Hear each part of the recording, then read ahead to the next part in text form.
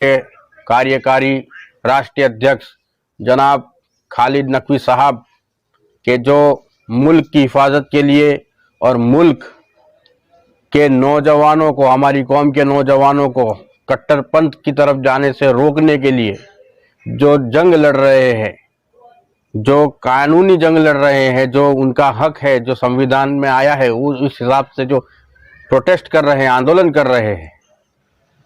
उनके खिलाफ उनके घर में आज दोपहर 12 साढ़े 12 बजे कुछ कट्टरवादी लोगों ने हमला किया है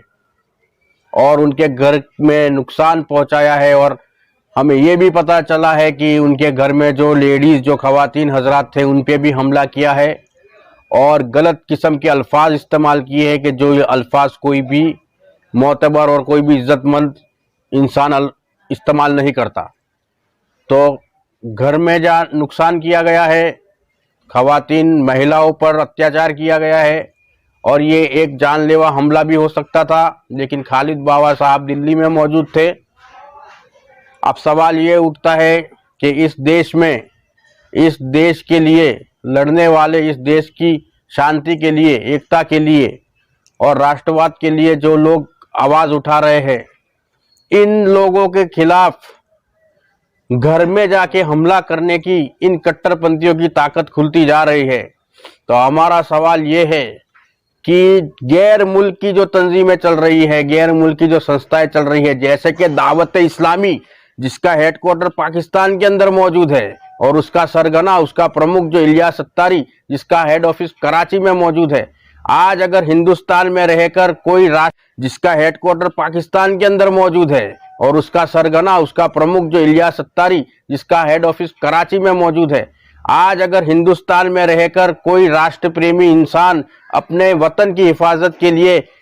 इस तंजीम को बंद कराने के लिए आवाज उठाता हो, तो पाकिस्तान से चलने वाली इस तंजीम के लोगों की इतनी हिम्मत हो गई है कि इस भारत की धरती के ऊपर वो लोग बेधड़क तरीके से लोगों के घर में घुस जाते हैं। किसकी सहायता मिल रही उनको, किसका सपोर्ट मिल रहा है इनको, ये किसके सपोर्ट से, किसकी शह पर इतना ये लोग खुलेआम इस तरह की गुंडागर्दी कर रहे हैं, हम ये जानना चाहते हैं। और हमारी मांग ये है कि खालिद बाबा को पुलिस प्रशासन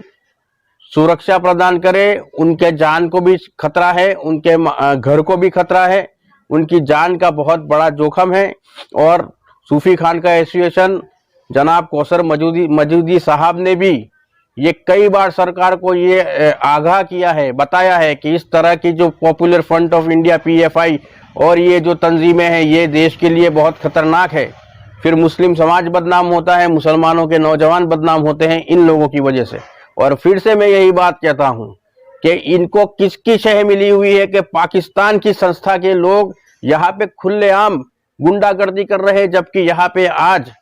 हिंदुस्तान के अंदर ऐसे लोगों को बिल्कुल भी छूट नहीं मिलनी चाहिए। और आज ये उल्टी गंगा बह रही है। ये उल्टी गंगा क्यों बह रही है कि देश का अच्छा चाहने वाला है वो तो डर के मारे फिर रहा है, और जो देश के दुश्मन, देश के लोग की संस्था लेकर चल रहे हैं, वो आज देश के अंदर खुलेआम बेधड़क दादागिरी और गुंडागिरी करते फिर रहे हैं। तो क्या हिंदुस्तान में रहने वाले और हिंदुस्तान के लिए आवाज उठाने वालों को अब इस देश में डर के रहना होगा? पाकिस्तान से चलने वाली तंजीमों को बंद कराया जाए और खालिद हुसैन नकवी साहब को बड़ी बेहतर से बेहतर सिक्योरिटी दी जाए। उनकी जान को खतरा है। हम ये सरकार से अपील भी करते हैं और हम विरोध करते हैं ऐसे लोगों का जो कट्टरवाद कर रहे हैं और इस तरह की हरकतें कर रहे हैं।